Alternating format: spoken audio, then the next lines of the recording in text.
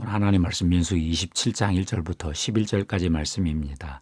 하나님 나라에서 부의 원리가 있을까 생각해 보았습니다.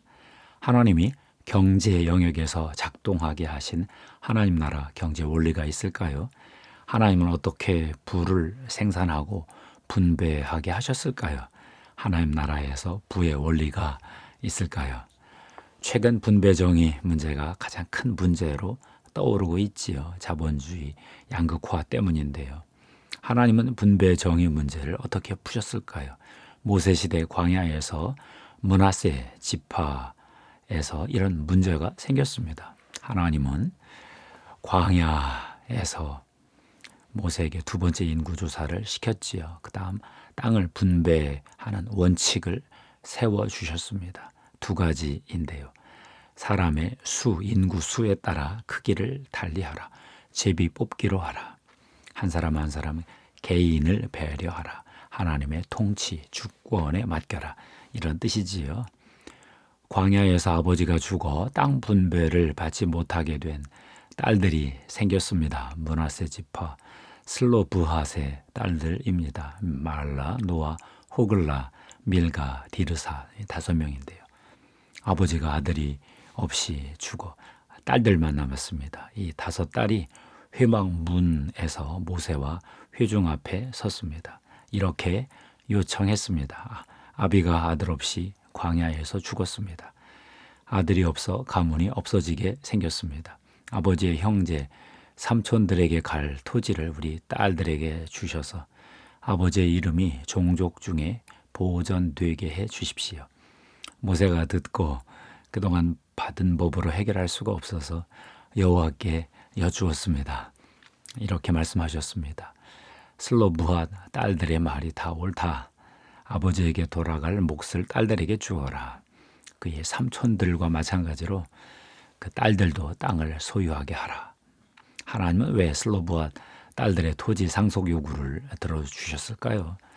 아버지가 죽었을 때 토지가 가족들에게 유지되게 하기 위함입니다. 어떻게 할 수 있을까요? 그 다음 여호와가 상세하게 보충해 주신 법을 보면 알 수 있습니다. 여호와가 이렇게 보충하셨지요. 어떤 사람이 아들 없이 죽으면 딸에게 그 재산을 물려주고 딸도 없으면 그 아버지 형제에게 물려주고 형제도 없으면 그 죽은 사람의 삼촌에게 물려주고 그 삼촌도 없으면 그 재산을 가장 가까운 친척에게 주어라. 나 여호와가 너에게 명령한 대로 이스라엘 백성은 이것을 법으로 지켜야 한다.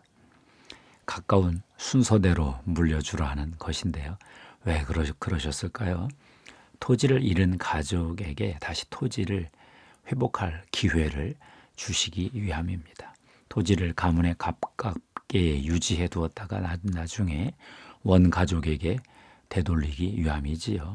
마지막에 토지를 보유한 친척이 가지고 있어야 원상 회복이 쉽기 때문입니다. 하나님은 왜 아버지 집의 토지를 유지하게 하셨을까요? 하나님은 하나님의 성품이 반영된 사회를 만들어 열방에 보여주고 싶으셨습니다. 고대 국가들은 왕정 국가였지요. 그러나 하나님은 이스라엘을 왕이 없는 국가로 만드셨습니다. 그때그때 지도자를 일으켜 다스리셨습니다. 사회는 12지파 동맹체로 만드셨습니다. 지파, 씨족, 가구의 순서로 사회 질서를 조직했습니다. 할아버지, 아버지, 손주 3대로 구성된 확대 가족이 토지를 공동 소유하게 하셨지요. 무슨 의미일까요? 하나님은 최하위층을 배려하셨습니다. 최소한의 삶의 경제적 기반을 조성해 주셨습니다. 확대 가족 안에서 여러 식구들이 동등하게 자급자족으로 살 수 있게 환경을 조성해 주셨습니다. 토지는 상업적으로 매매하지 못하게 했습니다. 사정이 생겨 매각될 경우 혈족이 보유하게 했습니다. 레위기 25장을 보면 50년 후에는 원주인에게 돌려라 하는 희년법을 만드셨죠. 가장 약하고 가장 가난하고 위협에 처해 있는 자들을 보호하기 위한 조치로 이해됩니다. 20세기 세계 국가는 일부가 자본주의 폐해를 극복한다고 공산주의, 사회주의 경제 체제를 실험했습니다. 결과는 상상도 못할 피해였습니다. 많이 죽었습니다. 아직도 공산주의 나라는 경제적으로 어렵습니다. 자본주의로 이행하고자 해도 잘 되지 않습니다. 우리나라가 러시아, 중국, 베트남, 북한의 길을 가지 않은 게 얼마나 다행스럽습니까? 그러나 반공만으로는 경제 문제를 해결할 수 없지요. 하나님이 원하시는 하나님 나라의 경제 원리가 있을까요? 오늘 말씀에서 몇 가지 하나님 나라 경제 원리가 드러납니다. 첫째, 하나님은 사람 수에 따라 토지 규모를 달리 하셨지요. 한 사람 한 사람 개인을 배려한 것입니다. 둘째, 하나님이 제비 뽑기로 분배하셨습니다. 그러니 하나님의 주권적 통치도 작용합니다. 하나님은 사실 사람들을 다 다르게 창조하셨지요. 사람마다 돈 버는 능력이 다릅니다. 한 사람의 기업가가 얼마나 큰 부를 만드나요? 셋째, 친족 내 확대 가족별로 토지를 분배한 것을 보면 모든 사람에게 최소한의 경제 기반을 조성해 주셨습니다. 개인의 극단적 자유를 허용하지 않으셨지요. 집단의 획일적 평등도 강요하지 않으셨습니다. 개인을 존중히 여기시고 각자 몫을 다르게 분배하시어 다양성을 존중하시고 모든 사람에게 최소한의 경제적 기초는 마련해 주셨다는 건데요.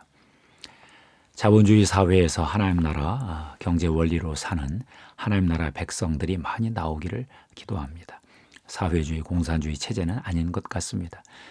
실험 결과가 이미 나왔잖아요. 그렇다고 자본주의만으로 하나님 나라 경제 원리를 다 담지도 못합니다.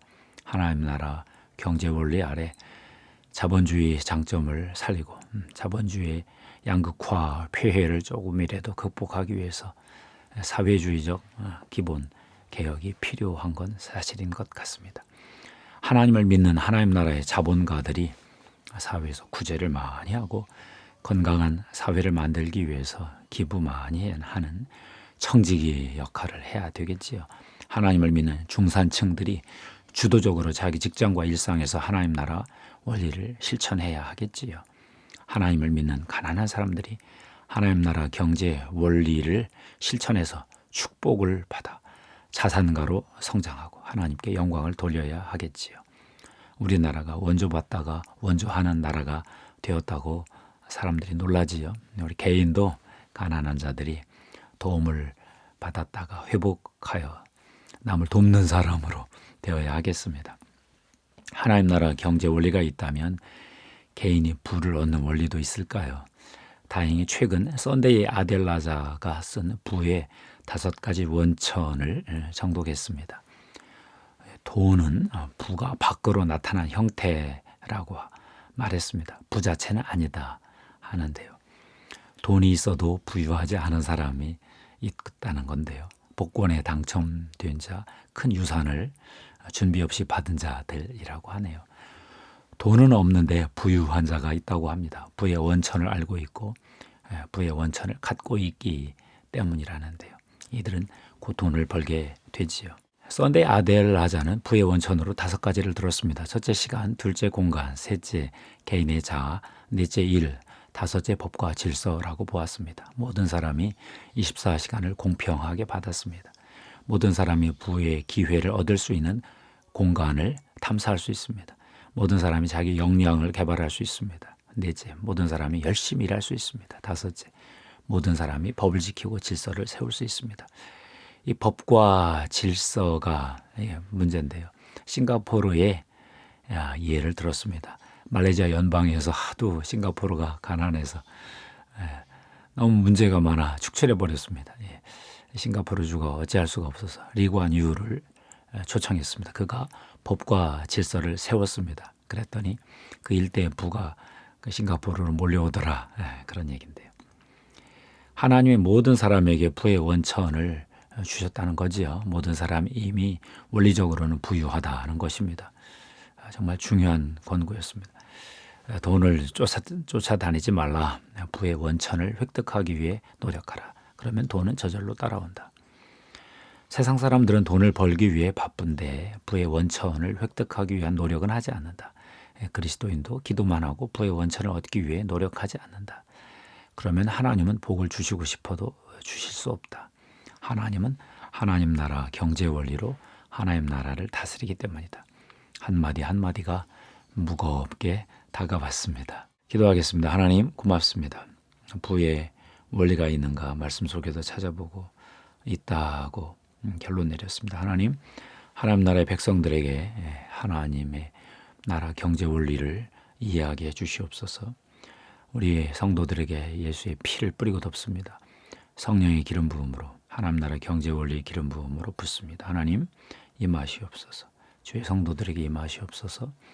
우리 구주 예수님의 이름으로 기도하옵나이다. 아멘.